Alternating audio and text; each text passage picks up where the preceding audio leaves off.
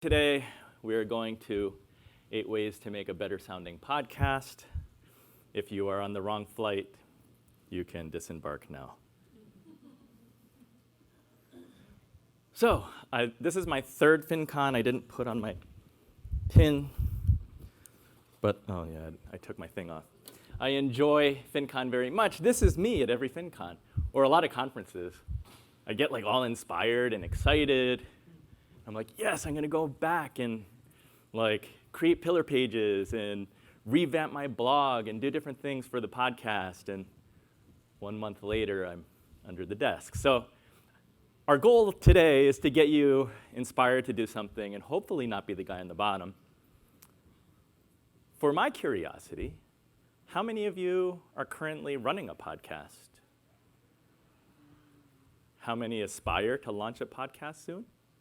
Cool. How many people have like 8 podcasts? Actually, it's more than that probably. How many have countless podcasts? So as you know, there are a lot of podcasts out there. I see the number 700,000 all the time. I don't think those are all active, but it doesn't matter. There are a lot out there, and it's hard to get noticed. So I like this quote from Tom Webster of Edison Research. Recently, he said, "Today people listen to podcasts because they're great shows. And great shows, my friends, are not easy." And that's true. So Steve Stewart, who I think most of you know, he loves to say this: good audio quality helps great content, but poor audio can kill it instantly. And then I say this: good sound quality is no longer a differentiator, it's a given. And that's because there are so many podcasts, and we are all trying to do our best to create the best shows that we can. There is some science behind this too, because I think it was a couple of years ago, the Australian National University, they did a study whereby they took researchers' recordings, and they found this. Our results showed that when sound quality was poor, the participants thought the researcher wasn't as intelligent, they didn't like them as much, and they found their research less important. So if you are podcasting because you want to build authority and build your personal brand, or you're trying to sell something and you want to develop a relationship with your listener, sound quality matters. So here's my quiz to start. What's wrong with these 2 pictures? And it's, yes? Well, Yeti mic is like, I don't know how to describe it, but you're supposed to talk to it, but yeah. It's too far away. There's no pop filter. The obvious the obvious answer, some may say that it's a Blue Yeti, but I'm not gonna give anybody a hard time for having a Blue Yeti. Is it too far away from the mouse? That is part of a problem, yes. Especially, well, for both of them. They are kind of far away. But Sean wins the... Do you have peanut allergies? No. Oh, good. Would you like a crackle or Good. Mr. Good Bar? Crackle, yes. Everybody, huh? Yeah, what would you like? So this is my opportunity to credit Dave Jackson because I stole the picture on the upper left-hand corner from his Facebook post. And the lower one came from a Fox TV show. I don't know the name of the show. And same thing. There's a podcaster in the TV show, and they're showing them podcasting. The problem, as Sean said, the Yeti microphone is a condenser microphone. There's a little diaphragm inside.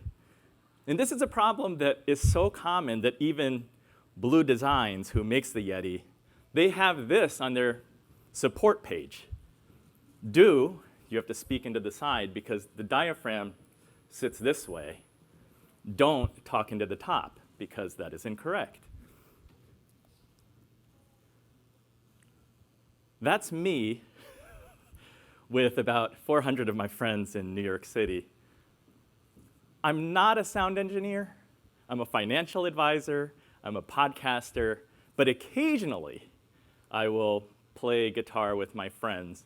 And I have to tell you that this was horrifying. This was in New York City at the Highline Ballroom. And I cannot fill a venue like that by myself. But some friends of mine, they were performing. They drew the crowd. And they asked me to be the opening act. So I said yes. So this is my qualification, that I do play music and pay attention to microphones and gear a little too much, a little more than I should. And that's because I have friends who are real musicians and have better ears than I do. And they always tell me what I should buy and what I shouldn't buy. And usually they're telling me things that I should buy when I don't need them. And every now and then I fall victim.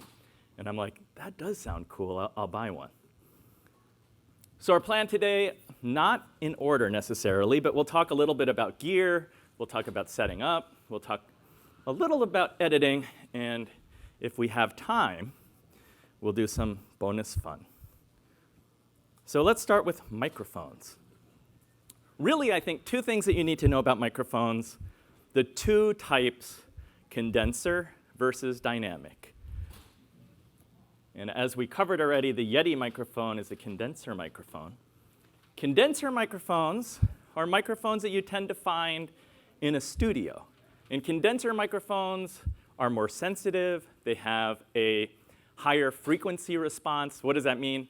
That means that they're going to capture a more realistic sound. And because of that, they're going to also capture a lot of background noise.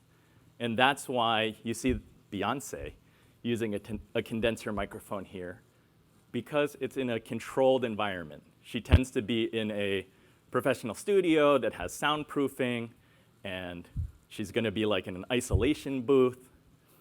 If you're using a condenser microphone at your desk with your computer and cars driving by, and in my case, you have 3 kids that are running around, condenser microphone, not the best solution.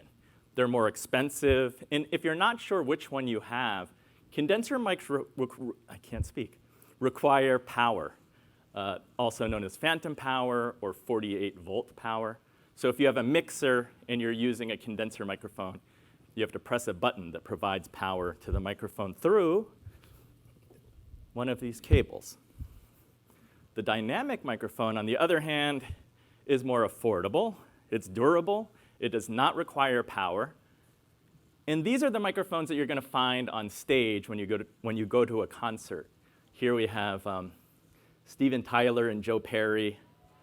When you have a multi-microphone application, you have more than one microphone on stage, it's very loud on stage because you have drums, you have guitar, you have bass, you have a vocalist. You don't want a condenser microphone because it's going to pick up too much sound. Dynamic microphones tend to be more directional, more specifically a cardioid dynamic microphone, cardioid referring to the pattern of sound that's being picked up. It's great for noisy environments. The downside is that they're not as sensitive. Some people feel that dynamic microphones may sound a little muffled, but that lack of depth and color doesn't matter as much when you're doing just voice for a podcast. And just as a third leg, USB microphones, they can be great because the USB microphone plugs directly into your computer and you can record. You do not need any interface because if you're using an XLR cable, you would need another box or device in order to connect your microphone to your computer. But for me, I think that the important distinction is understanding a condenser mic versus a dynamic mic.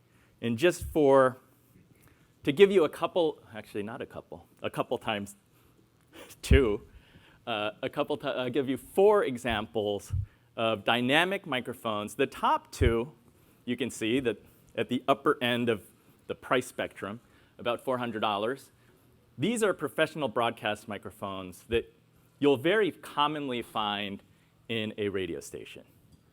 If you listen to Joe Rogan's podcast and you go to YouTube, on the left on the top, the Shure SM7B, I think they have those in their studio.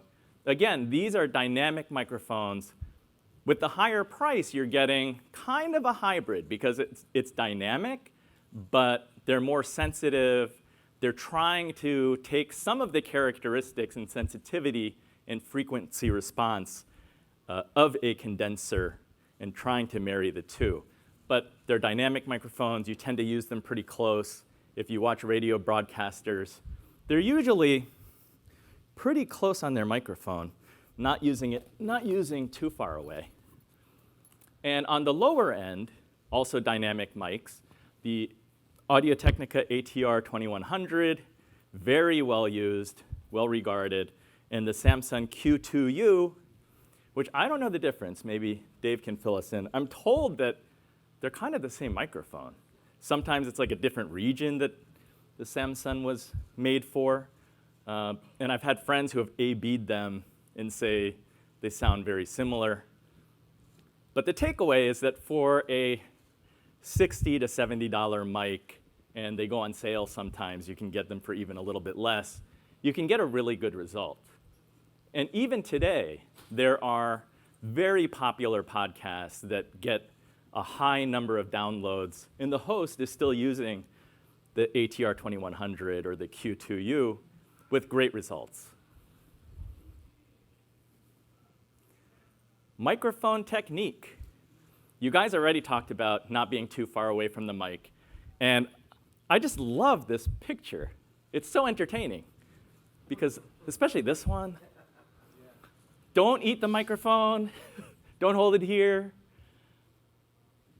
As you become more comfortable with the mic and being about this distance, you get used to speaking and not moving the mic around too much versus somebody who's not familiar or comfortable at all. And there is a tendency to kind of like drop it down to here, and you're talking, and you have to remind people, can you put it closer to your mouth?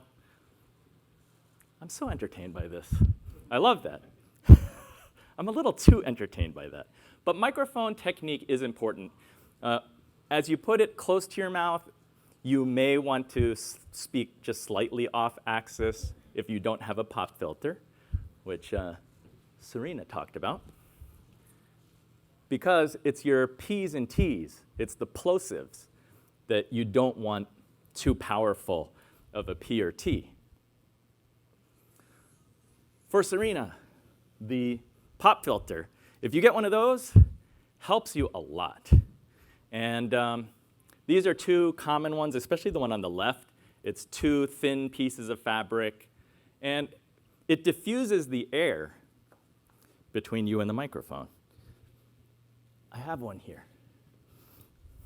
I didn't use the FinCon app very much, but I posted one picture because I brought this. It's so nerdy to bring a pop filter with you. And I didn't bring it for this presentation. I brought it to use in my room because I want to get a podcast episode out on Tuesday. And I have the interview, but I don't have the intro outro. So last night when I got back to my room, I connected this to the drawer, and I was holding a microphone right here. But like with the pop filter, if you're blowing into it, it's spreading the air before it gets to the microphone. So you don't have to be so careful about your P's and T's. If you use one, you can still get plosives, but it helps a lot. And it's very common, right, when you see pictures of the studio with musicians singing, they usually have a pop filter, especially if they have a condenser microphone, because those plosives don't sound good. Oh, by the way, this one's made out of metal. The metal one, which is on the right, close to $50 on Amazon. The fabric one, just $12. Did you have a question? Yeah, I did. What's the difference between a pop filter and using the foam on top of the microphone? Similar idea. I mean, the foam should protect against plosives a little bit. I think that this does better. But it's also application, right? Because if you are at an event and you're talking to somebody, I'm not going to have one of these. It's going to be really weird. Versus the foam is great because you can speak, you can hold it in front of somebody. The foam is also helpful outside. Yeah. because when there's wind, it's going to protect against wind noise. And I actually don't have one. You guys ever see the dead cat? There's the furry one. Yeah, those are really good for when you're outdoors in a very windy environment. I need to buy a dead cat. No one ever said that at FinCon before. I'm so proud of that. All right, treating your room. Yeah. Do you have any recommendations for more of the dead cat variety? For which dead cat? I don't. There's one maker that is like, everybody says that's the best one. And off the top of my head, I don't know because I don't own one. But yeah, they tend to be like a little grayish, little furry thing, goes on the mic. And yeah, sometimes you even see them with if you have a portable recorder, like the Zoom, which I brought also. If you have one of these, you can either plug the XLR cables with your microphone, or it also comes with a adapter on top that has some built-in microphones. And the built-in microphone has a foam, or you can buy a dead cat and put it on top. I'm sorry, I don't have a specific one to recommend. But that was a great question. Would you like a chocolate? Crackle? Sure. Let's see if I can get it there. Oh, yes, I almost short. So treating your room, as you guys do your research about how to set up your podcasting area, your podcasting booth, do you find this? Yeah. I mean, the key about picking your right space, that makes a big difference. And I can tell you, having a condenser mic or having a dynamic mic, it does make a difference. But even with a dynamic microphone, you don't want to have a big room. And hard surfaces are not your friend, because you don't want echo. You don't want reverberant. And that's why so many podcasters in the quest to find the best possible sound go into their closet. Because this is the room in your house that is going to make the best makeshift recording studio. All your clothes absorb any sound. There's no echo. And the only downside is that the longer you're in there, it gets hotter than hell. But, you've got to sacrifice something to deliver great sound. There's no free lunch. If you want to do even better, you put the blanket over your head like her. I don't remember her name. Her name is, Nicola Twilley from Gastropod. I actually don't know the show. I just Google image searched, and I was like, I love this photo. So just having even the blanket behind you, because that way there's no reflection from the back going back into the microphone. Tabletop can be bad. Just putting a blanket on your tabletop can help. Glass, usually not too good, so if you're close to a window. I mentioned that I recorded some intro and outro last night, so I made sure that I turned the AC off. I didn't want the air to blow. What else did I do? You can close the curtains in the hotel room. That helps, because you don't have the glass reflecting. And yeah, hard surfaces, big rooms, those are bad. Can I just share a quick? Please do. You already got chocolate, though, I did. That's okay. but you might get more. So no, I was just going to say that. So I don't have a podcast, but I have a YouTube channel where I do voiceovers and things. Yeah. And at some point, I had cleaned up the basement, I put new vinyl flooring, and later I realized that there was a difference in the sound. And Right. I realized all the clutter that I've had in my basement that made it difficult to walk down there and be comfortable is what actually made my videos sound better. So suddenly I had this nice open space, and I was like, why do my videos sound horrible? But it's because of this space. I thought I was doing myself. What's that? It was the echo, right? But because I've had so much stuff, I do crafting projects and things. It was just so now I just put two pillows there. It helps to. And it helps. Yeah. Could everybody hear her? Yeah, take that, Marie Kondo. I'm going to tell my wife. That's why I have crap everywhere. My podcast listeners, thank you. No, it's true, because without that, with the vinyl floor, you get this hollow sound, and you don't want to sound like you're in a wind tunnel. And sometimes you don't think about it, but if you're just listening on earbuds and it's just directly in your ears, you do hear it. So that's not good. I have the silent killers here, because when you're podcasting, especially if you're podcasting at home, you're trying to guard against, or it's frustrating when an airplane goes by, or a car or truck goes by. But the truth is, you can't really do that much about those things. Usually you just have to wait those things out and let them pass. I think that the silent killers, these are the things that are less obvious, but you need to pay attention to, because they are the culprits that can really cause trouble. And like I said last night in the room, I turned the AC off. I forgot to turn it back on. But it still never got hot, surprisingly. Computer fans, I mean, that is like an obvious one that, well, it's obvious once you find out that it's a problem. Your microphone on your desk, if your computer fan is blowing all the time, that's really noisy.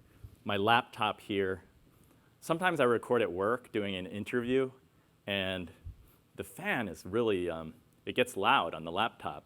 So I ended up getting a drawer that goes under my desk. I can stick my laptop in there, and that helps to buffer the fan from my microphone. Fluorescent lights can be really bad. Again, not obvious, but the hum, especially if you have the gain on your microphone, the level, very high, it's going to be sensitive. And that hum, it's those little things that are really irritating, but you want to eliminate. So things like refrigerators, not good. We have to talk a little bit about gear, and the more you get into podcasting and all of this stuff, I mean, it can be a rabbit hole that you go down, and sometimes you're down there for a really long time. Preamps and analog to digital converters, they do impact the sound. I think that at the outset, not something that you should be overly concerned about. I mentioned that the USB microphones, it's kind of an all-in-one, because you don't need a device like the one on the right, because you don't have a XLR cable. And you don't need to get this into your computer. With a USB microphone, just USB directly into the computer, I think you're going to get a pretty good result. Just make sure, not too far away, and the mic technique, all the things we talked about, you'll be fine. As you improve, getting XLR cables, that is an upgrade. These types of cables, you could have very long runs and not degrade your sound quality. These are often shielded, so if there is like a cell phone or something, should be less susceptible, although you can get some interference. If you don't use the USB, you're going to need some device. So either a mixer, the Portio, I still can't speak.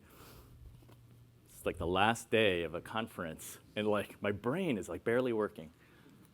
You use one of these, it's got the preamp, because the signal that comes from a microphone through this cable is not that strong. You need a preamp to strengthen that signal to a line level signal. And then it's being converted from analog, from your voice, your speaking, into ones and zeros for your computer to understand. The quality of those two items make a difference to your sound. If you talk to musicians, they will debate all day which brand has the best preamps. I included on here, just for your information, the best prosumer converters made by Apogee, M-Box, Sound Devices. Sound Devices make some portable recorders that are frequently used for major motion pictures because the preamps are very well regarded. Apogee also, the one on the right, the picture, That's an Apogee Duet. It takes 2 XLR inputs, so you could have 2 microphones. I think that runs, I don't know. That might run $600, so it's not inexpensive.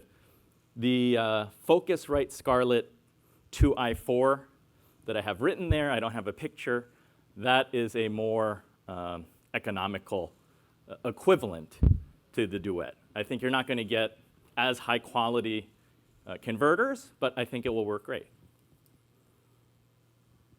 How do I edit a podcast? I love Captain Kirk. This is like the skinny Captain Kirk. If you want to deliver the best listening experience, and I think that's the goal, that's what we're talking about here, editing is important. Everybody's going to have their own philosophy about editing and their own approach to editing. Some want very lightly edited, some want not edited at all. They're like, I just want a natural conversation and to leave it the way it is. That's fine. There are others who say, I want to edit the hell out of it because my listeners have such short attention span, or maybe even more importantly, you're competing against all other content, from reading a blog to listening to other podcasts to watching a video to watching TV. So you need to deliver the best possible content, and in my opinion, editing can help a lot. So just by removing ahs, and filler words, that helps. Long pauses, that helps. Inevitably, if you're interviewing someone, you're going to talk over each other. So fixing that can also help. I know that in my first 10 episodes, when you're interviewing someone, the need to acknowledge that you're listening by saying, uh-huh, oh, really? I just shut up now. I just let them speak because I don't want to edit that stuff out. So podcasting is great because you learn how to shut up. And really cutting out all unnecessary content. Sometimes your conversation may just kind of go off on a tangent. You have to make a decision. Is that something that you want to change? Is it additive to the listening experience or not? And I believe if it's not additive, you should cut it. That's my opinion. My approach tends to be edit as much as you can while keeping it sounding natural. I mean, my pipe dream is for the listener to hear a show and say, I love the natural conversation. This is not edited at all. But it's totally edited. If they heard the raw footage, they'd be in shock. And I love that. I know that Steve Stewart, who's here and he's running the podcast recording, he talks about heavy editing. So for his clients, he's taking out all the junk as much as he can, as long as it still sounds good, it sounds natural, because he says for his clients, he wants his client to sound the best, and they want the guest to sound as good as possible. And it goes back to the study that I talked about. If you want to build authority, build trust, and for most of us, that's part of our motivation, that's part of our goal. Ultimately, you may want to generate leads, you may want to generate business, but building that relationship is something that I think is just so good about podcasting because it's an intimate medium. You're in somebody's earbuds, and 87% of listeners say that they listen to most, if not all, of a podcast. Podcasting is known as the slow food movement of the media world. And in a world where our attention spans are only 8 seconds, it's so sad. I can't even, if you count to 10, I'm already looking at my phone. It's awful. Or Facebook videos, people watch for 23 seconds.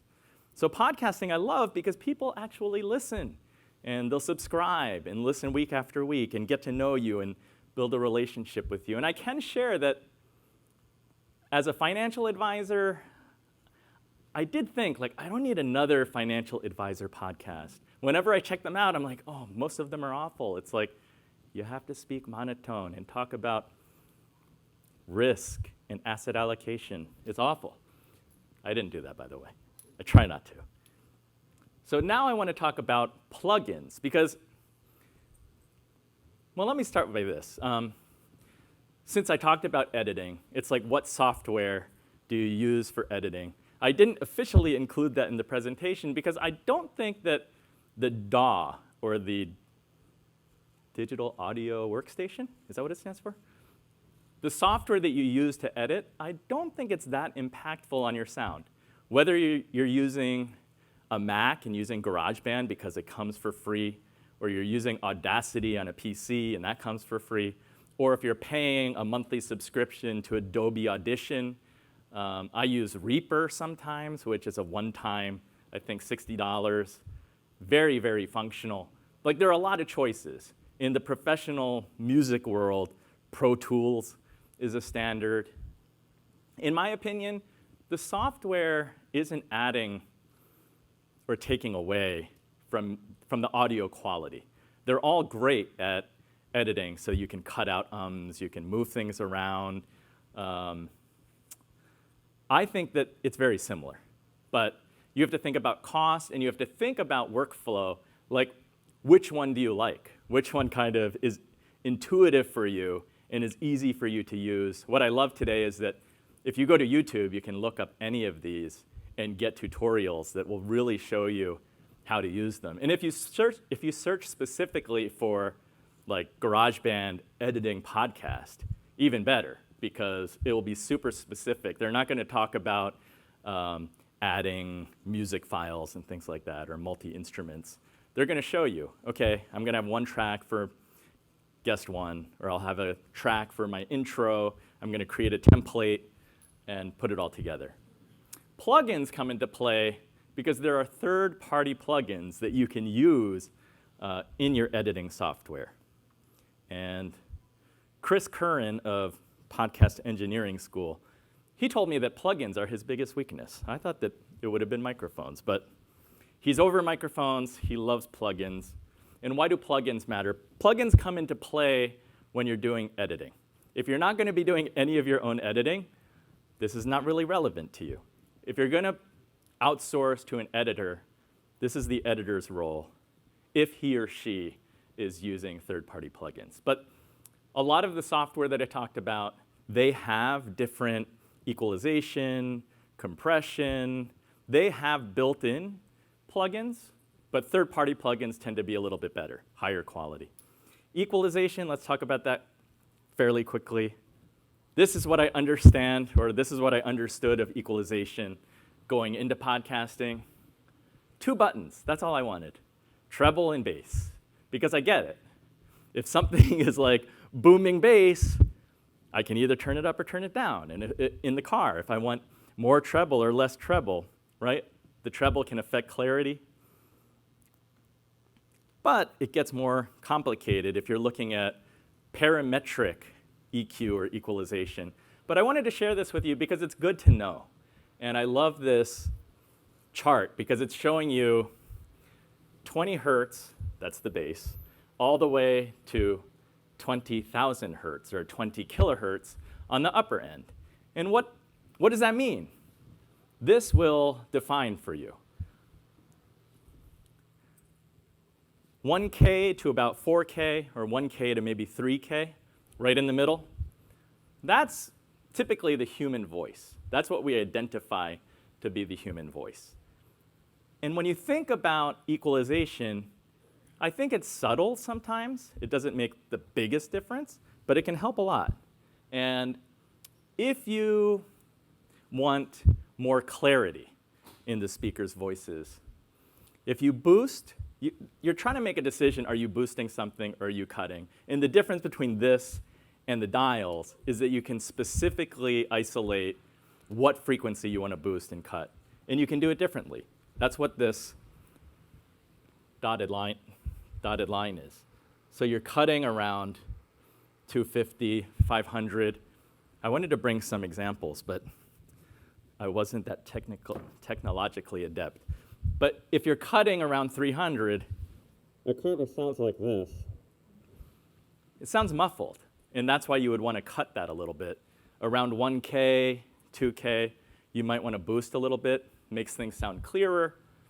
It's very common with voice to roll off. Oh, I'm running low on time. That's me, right? Yep. You can roll off below 100 hertz because the human voice just is not that low. And if you roll that off, if there's like a rumbling, like a truck goes by, you're kind of filtering that out. And then on the treble, like 15K, sort of more airy, something to play with. And if you do that, you can kind of sweep across the spectrum just to try to train your ear on when you're playing something back, you isolate different frequencies to hear. And it's very common in live applications. Let's move on. Compression is something that I use quite a bit. The application for this is that if you're listening in your car on the stereo, a lot of podcasts, you can't hear that clearly when you're on the highway because the road noise, you have to turn it up. When you compress, this is different from file compression, where like MP3 versus WAV, it's different. This is like a dynamic range compression. So very loud sounds are being made quieter, very quiet sounds are being made louder. And the result is that you've got a narrower dynamic range, and that's easier to hear and understand. So if you're listening in the car, you don't have to turn it as high. So I usually use EQ, I like compression, I like noise reduction.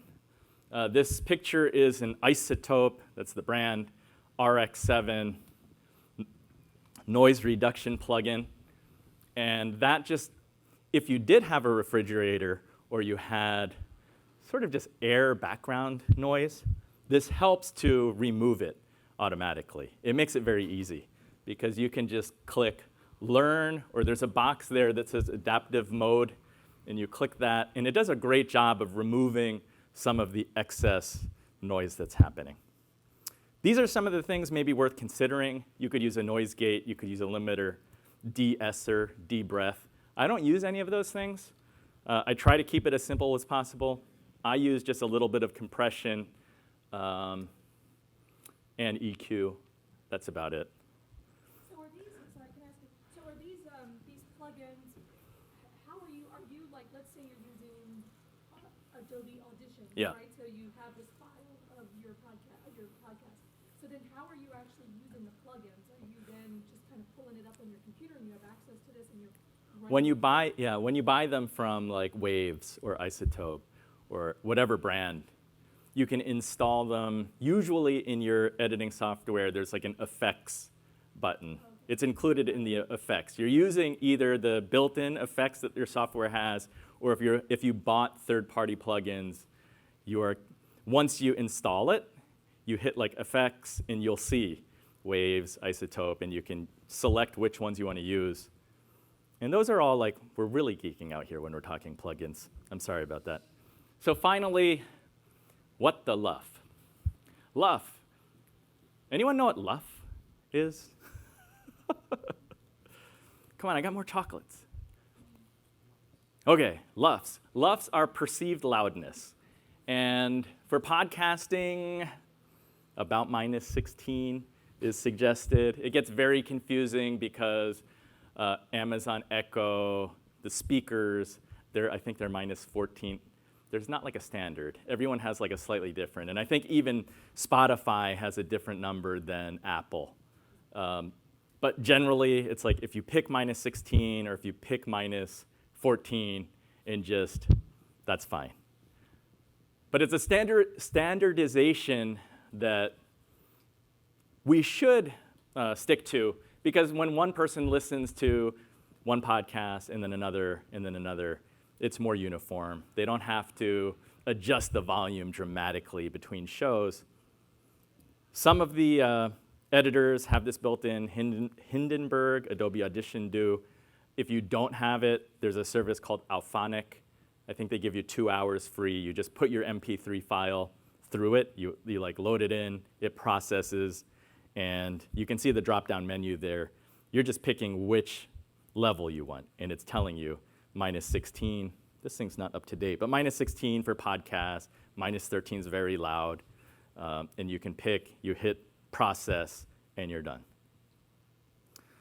So that's the summary. Those are the things that we covered: microphones, mic technique, room treatment, silent killers, interfaces, editing, plugins. and loves. Thank you so much for joining me today.